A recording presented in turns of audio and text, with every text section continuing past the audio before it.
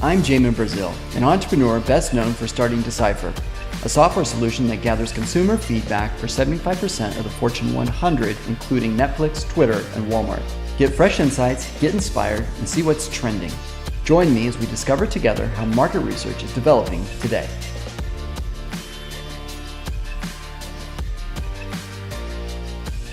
So my guest today is Kristin Luck. Kristin, thank you very much for joining us. Thanks for having me. Well, you and I have known each other for, I'm actually not going to say how long because I feel like it makes me sound like Methuselah, but almost 2 decades.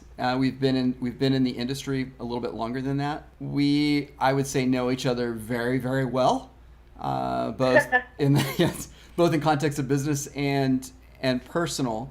So I am going to pull a dirty trick and ask you a question about one of your very first jobs prior to your taking market research by storm, and that is at Dairy Mart.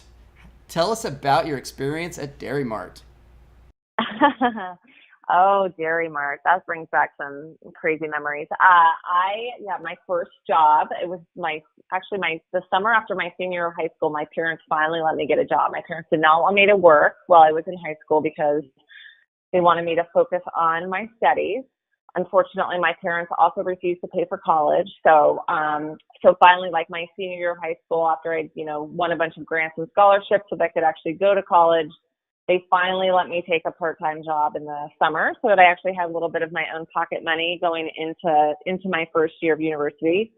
And I was fortunate to land a job at a little place called Dairy Mart, which if you live in Oregon, as I did at the time, is like a little kind of a dairy themed convenience store.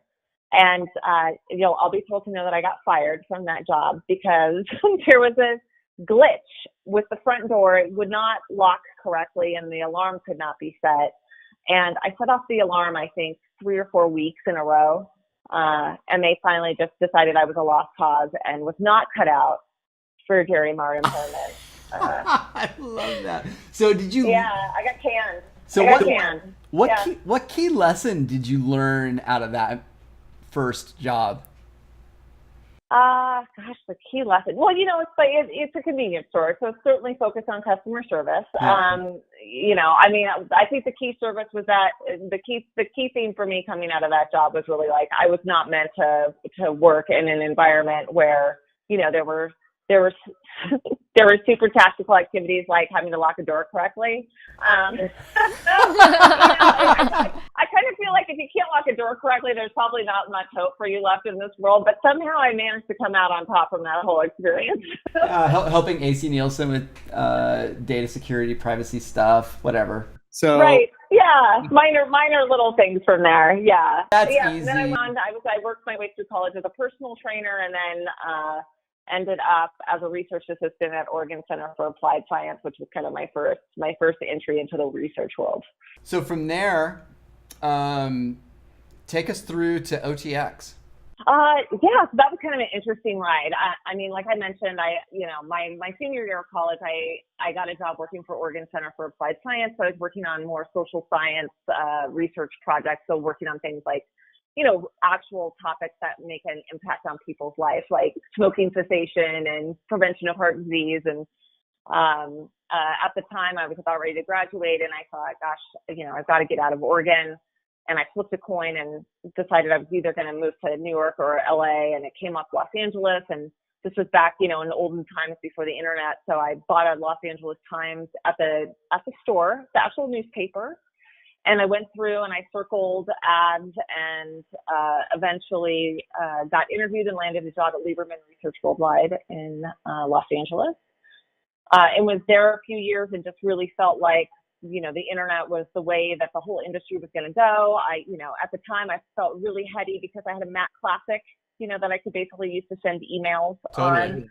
But I did think like the whole research industry was going to go online. And so I marched into Dave Sackman's office one day and said, Dave, I just, which was pretty ballsy at the time. Yeah. I think maybe at the time I was a field assistant. And I said, I think the whole industry is going to go online. And I think, I want to be part of that. And I want to do that for Lieberman. And he's like, that is great, but we are not going online. And and so I ended up leaving. I got a job at, as you mentioned, at AC Nielsen, building their first online research platform. Just completely bullshitted my way into that job. I had no idea what I was doing. Sorry about interrupting, but I just want to give everybody a little context of the year. So, what year are we here? That would have been 1998. Okay. Yeah. 1998, I left Lieberman, went to AC Nielsen, built their first online research platform, connected with another woman at AC Nielsen that was there to drive business development and sales for that division. I was in charge of technology and operations. And after we spent a couple of years at AC Nielsen, we sort of decided we were never going to be able to build, a real online research platform and real business within the context of Nielsen. Yeah. Nielsen, for all their strengths, is, pretty slow moving big beast. And we were sort of in a sprint mode and wanted to move faster, I think, than the company wanted to move at that point. And so we left and co-founded OTX, which was really one of the first, sort of big players in the online data collection space. And that was in 2000 that we founded that company. Yeah, that was the same year that Jamie and I started Decipher. Yes, exactly. Yes, our nemesis. It's true, right? I mean, there was a lot of jockeying back in those days. You guys built a hell of a platform, though, and tethered yourselves to some large research agencies early on, which has and brands, which was obviously really, really helpful. Whereas Jamie and I were, because of our Bay Area roots, or origination, I should say. We were struggling in those first 3 years. Like the first year, brilliant, because everybody was a .com and couldn't wait to pay us. And then this second year, everybody, went out of business. So we were rebuilding the company when you guys were still, in your acceleration mode, primarily, I think, in the entertainment area, right? We were, and that, honestly, that was the one thing that kind of saved us from the .com crash, which is that our business was not at all reliant on technology companies. And in fact, it was sort of an interesting time for us because when we started the business, we did it within iFilm.com. So iFilm was the holding company basically that owned a bunch of businesses. And, if you were around in the early 2000s and, watching video at all online, iFilm.com was really the leader in delivering media content online. And that was one of the reasons that we had partnered with them to build the business originally, was because we were really focused on serving the entertainment industry. We were based in Los Angeles, and we thought, gosh, if we could get every movie studio to test all of their trailers and TV spots online, wouldn't that be such a magnificent business? And iFilm provided, us the video technology and engineering resources to create that full screen secure video method that really was responsible for us not only, gaining the lion's share of the entertainment industry business, but also allowed us to then expand into CPG and get work from ad agencies and companies like Procter & Gamble to do testing. So, we were really fortunate that we didn't really suffer during the .com boom. In fact, the .com bust, our business actually really took off during that period of time because it was less expensive to do research, and because our clients for the most part were not really impacted by those tech bubble bursts. Yeah. Very cool. So as your businesses have moved forward and as you've opened other businesses, and even as millennials are continually opening businesses themselves, how has that changed the way that you have learned how to manage millennials in your own entrepreneurship? And then also, how has your consulting, when you're working with millennials who have founded their own business, how has that affected the way those partnerships work in terms of like cultural shift? Yeah, well, in terms of managing millennials, I don't really think of millennials as a vastly different beast than anybody else. I think that, everybody has their own ideas and perspectives on what makes a good, inclusive work experience or work environment. I will say, that one of the things I have a lot of empathy for is that I think that millennials in particular feel a lot of pressure to succeed very quickly, and that unlike when I was kind of coming into the research industry, when I started my first company, I literally didn't know anyone else that had ever started a company. And it never occurred to me that the company wouldn't work out or wouldn't make it. I didn't have any other examples of people that I knew that had actually started businesses versus, I feel like millennials are under intense pressure now to succeed and succeed very, very quickly, which was not the expectation when I was coming up in my career. And I don't know, Jamin, if that was your experience as well. I mean, I think, we come from very similar backgrounds. We grew up in very rural communities. I literally didn't know anybody else in business. I was in my high school. I was one of 3 people that went to a 4-year college. Yeah. So, I mean, that is so interesting. Yeah, I would definitely say that resonates. I remember even just like watching a movie of like some like girl in New York, and she has this fancy apartment, but she has like this crummy job. And I remember it clicking in my mind of like, that's not reality. Like that would never happen. No one could afford that who's coming out of college that's my age. Right. Right. Yeah. Right. But I do think that there is this unnatural, sort of expectation that you're going to start a company and you're going to knock it out of the park in the first, 12 to 24 months. I think my experience with OTX was an exceptional experience that happened because it was, a perfect storm. It was the perfect time, an awesome team, a product that was ready to blow up. I mean, that is an unusual experience. Most of the entrepreneurs I work with grind away for years before they experience any success. And I think that we now live in this culture where because there's so much social media and so much sharing of experiences and everyone putting their best foot forward and talking about how awesome they are and how they're crushing it all the time, there is this unrealistic understanding of, gosh, how many years you grind away at something to make a success. And people don't see that, all of that work and how many hours you worked and what a journey that is, that it is not, even OTX was not an overnight success. I mean, I probably worked 80 to 120 hours a week for years. The first year was horrific, but nobody sees that. They just see the success at the end of the day. Yeah, I think it is definitely the case that, like Decipher's a good example where we were brilliant the first year, $1 million bootstrap company from April 2000 to the end of the year. I mean, we literally had Harvard Business School wanted us to come chat with the class on how to bootstrap a company to $1 million in year one. And then to lose 93% of your revenue in 3 hours when the dot-com bust happened, right? And that for me was an interesting inflection point because it gets Kristin to what I believe is, probably one of the key takeaways here. And that is this expectation. I never expected to make $1 million in my first year. I was really happy that I was at a break-even point at year 2. So this idea of creating a flash in the pan sort of $1 billion Instagram type company, I mean, that literally just never even entered into my framework. And what's funny is how that has informed my post-focus vision view in terms of what I should be able to produce out the gate and how I've reset. It's literally taken me 6 months to reset my expectations that I'm not building the next Instagram for research, and that I'm building something that's just going to simply add practical value to people's lives and pay for itself, and then we'll see what happens. Right. Yeah, it's a very different perspective for sure. Totally. So I just want to shift a little bit. I'm trying to remember the year that you started Women in Research while at Decipher. Was that 2012?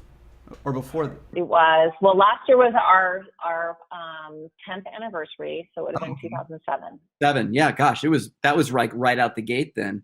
It was right out of the gate, yeah. So 2007, I remember you talked to Jamie and I said, I think this is an important issue. Maybe you could talk a little bit about Wire, how you came up with the concept and what it is today. Yeah, I wish I could say that there was something really intentional behind it, but in truth there wasn't. It just sort of came together very organically. I had a colleague of mine that had moved from San Francisco to Los Angeles, and she and I were having lunch, and she's like, gosh, I pretty much only work with men, and I don't really know any other women in the research industry. And at that point, I had been working in LA for over 10 years, and I said, gosh, I know lots of women in research. I'm just going to host a little impromptu cocktail hour and introduce you to everyone. And so that's what we did. And we had around 30 women show up for maybe 30 or 40 women show up for the first, cocktail hour that we hosted. And we had such a good time that everyone said, gosh, we should do this every quarter, which we did for a couple of years. And then one of the women ended up going to New York, Cassandra Rowe, and she said, gosh, I really want to start hosting these in New York. So we started hosting them in New York, and then Cassandra moved to London. And so we started hosting them in London, and then she moved to San Francisco. She was like our little carrier that took Wire out initially. And now we are a global nonprofit. We host events, so networking events and educational events in, I think, 21 markets now globally, all over the world. And we have an online webinar series, and we have a one-to-one mentoring program that we've won some awards for, where we pair women who are just coming up in the early stages of their market research career with both men and both male and female executives who are in the later stages of their career and can provide some career guidance. And I think that, Wired's evolved over a number of years. And I think that's, something really important to point out in our evolution is that, within the last couple of years, we're really trying to get men more involved. And I don't think it works to talk about diversity and the challenges that women face in the workplace in an all-female bubble. Men are a really important part of that conversation, and men have to be aware of actions, language, communication that impact women in the workplace, and they also have to serve as advocates and mentors to help bring women up. So yeah, it's been kind of crazy, the growth. I wish I could say there was a whole lot of intention behind growing it into this big global powerhouse. I think, and Jamie, you and I have talked about this a little bit. I think, when you're used to scaling businesses, that you just automatically start to scale things without putting a whole lot of intention behind it. And I think one of the really key things I did in the last couple of years too is I just started to let go of more things rather than trying to control everything myself. We've got event leads in every single market that really drive our presence there. We have a global board of directors. We've got 2 full-time staff people now that manage the day-to-day. And so once I started letting go of more things and involving other people and driving the mission of the organization forward, then things really took off. I think it's interesting how, Jamie and myself running Decipher, and then 2007 you joining us, how it rounded out the team. He and I have traditionally seen ourselves as a yin and a yang. He thinks he's smart, and I think I'm good looking, or I don't know what. Right? But and I'm there to set you both straight. That's right, and you do. No, I mean, and that's actually a good way of thinking of it, right? So it's not. It just offers a more complete view of the market to help identify where the blind spots are. And Jamie and I are completely aligned on this. One of the best things about our partnership over the years was simply that, each of us had the respect for the other parties and was always willing to entertain or view. I don't mean entertain in a placating way, but take serious the opinions and views of the rest of the parties when it came to making strategic and even tactical decisions. The other part I think is interesting is, that, and this probably is a conversation with Jamie in the room, but, how we were able to mitigate the power struggles that I hear a lot of other partnerships struggle with. That was something that, I'm not going to lie, it was, that power struggle will always exist in in every relationship to some degree, but, the fact that we were able to navigate that so that everybody's, still good friends to this day is an interesting point. But I certainly think the strength. Well, I think we had a really interesting approach to that too. That might be interesting for people to hear, because when I talk about how we kind of navigated the kind of ownable spaces of the business, I think that's really illuminating for a lot of people. Because I don't know if you remember, but really early on in the relationship, when we first started working together, I can remember thinking this is never going to work, because we would have these weekly calls and we'd all weigh in on every single issue in the business and we could never get anything accomplished. And it wasn't until we took the time to kind of sit down. I don't know if you remember this, but we went through that Marcus Buckingham exercise where we sat down for a week and we wrote down everything we really enjoyed doing and everything that we really hated doing. And then we compared notes. Yep. Because I remember being really horrified at the end of it that everything I liked to do was sales and marketing related. I remember. Because I did not want to do sales and marketing. Yep. But it was really, when we did that exercise, it was really clear who should own which pieces of business. And I think this is where developing a partnership of trust, where you have three really capable people who are able to do everything. I mean, it was running a company with three quarterbacks who had to decide, like, hey, here's the key area of the business that I'm going to own. And I'm going to trust, Jamin, I'm going to trust you to manage operations and client service, and I'm not going to micromanage that. If there's a big strategic decision to be made, then we're going to come together and work that out. If there's a big marketing spend or big strategic, positioning that we need to do, then the three of us are going to come together. But on a day-to-day basis, you didn't micromanage what I was doing in sales and marketing, even though from time to time we did disagree on things.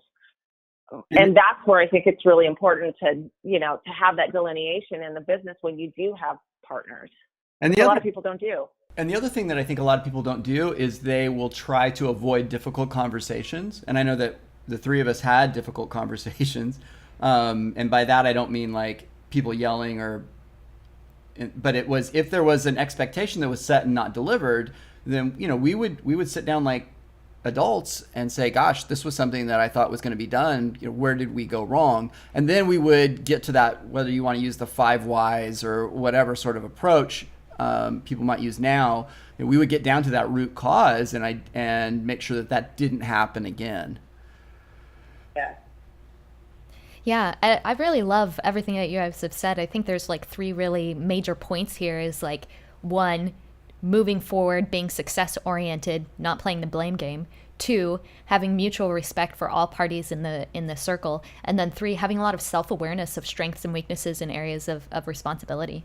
So one question that I really wanted to put your way, because you're talking a lot about how you're reintegrating men back into this conversation for the gender diversity question and reconciling those two sides. But I also wanted to ask you, how do you see diversity beyond just the gender question becoming an important conversation as well?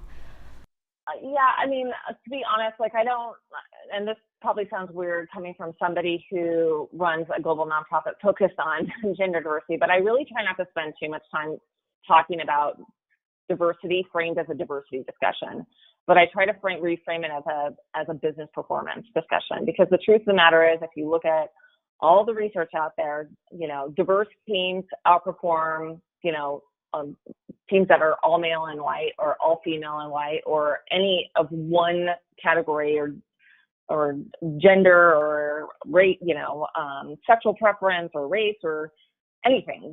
Diversity breeds success. And so I really try to reframe those conversations in that way. And I think one of the things that we've tried to do at Wire over the last couple of years is also reframe that, for us and particularly for Wire, where most of the majority of the community are white women, and I would say in many cases white privileged women, because we're all in white collar jobs, that we also have a responsibility to bring up folks that are not as privileged as ourselves. So looking at other groups that we can bring up within market research and integrate other diverse perspectives other than just gender diversity.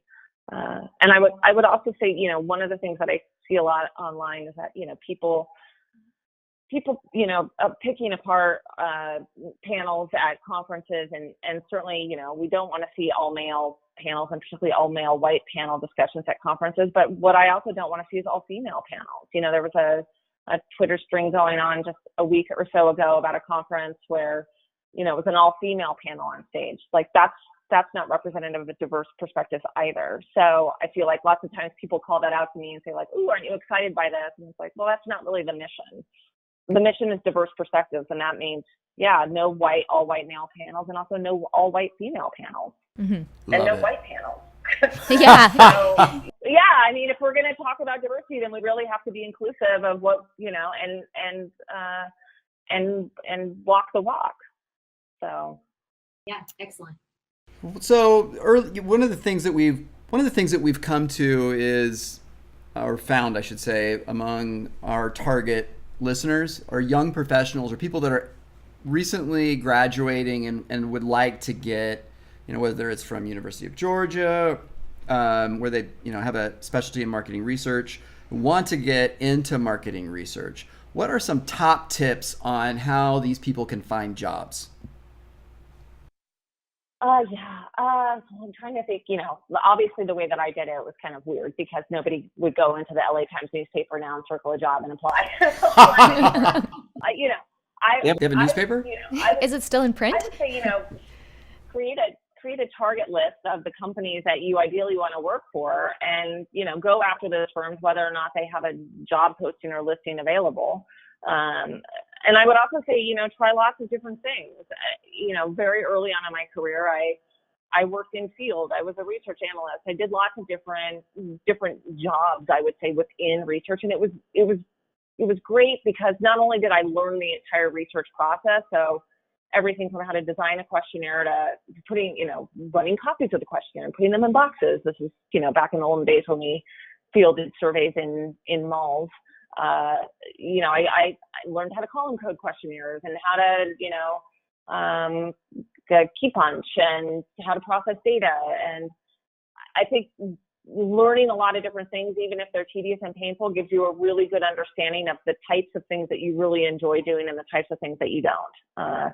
And I would also say, pay attention to the things that you enjoy, and that because those are likely the things you're naturally going to excel at. And if you see something that's exciting or new and you want to try it, go for it. Don't let anybody talk you out of it. I mean, I think a lot of folks thought I was crazy for leaving Lieberman when I did to go work at Nielsen, but I was just blindly passionate about the online space, and I was convinced that's where the industry was heading. And gosh, I loved Lieberman in my years there. I still have lots of good friends there and a lot of respect for that company. They've gone on to do many great things. But I would never have had the career that I had I not followed, that passion for online and left. Yeah. So I think the great thing about being young is you can take some risks and try lots of different things and really see what clicks. Yeah, I love that. I think there's two things I see, and it kind of gets back to where we started. One is don't be afraid to get your hands dirty and do the grunt work. We recently interviewed Melanie Cartwright, and she was talking about her early days, which are just like yours and just like mine, key punching, et cetera, right? And she didn't take any shortcuts in her career. And I do feel like people will oftentimes, who are recent grads will say, gosh, I need to be in there at a management level or something. There's nothing wrong with learning the, I call it the bowels of market research, really understanding what's driving the machine. Well, it's interesting too because I participated as a mentor in a program for university a couple of years ago, and there was a woman that had selected me as a mentor because